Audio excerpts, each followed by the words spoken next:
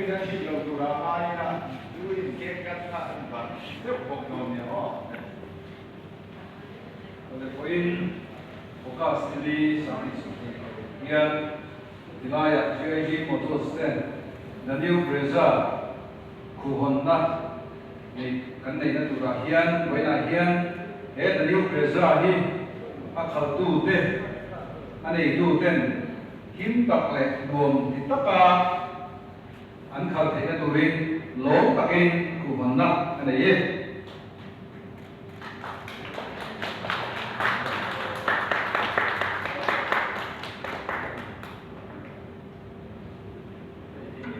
chuan cái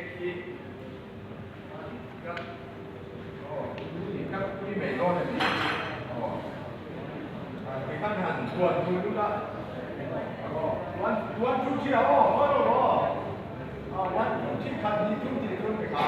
khăn đi không đấy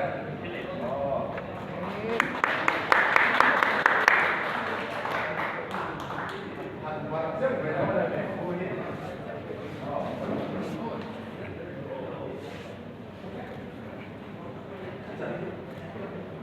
anh chỉ có ăn còn nha anh muốn cái cái nó muốn được thì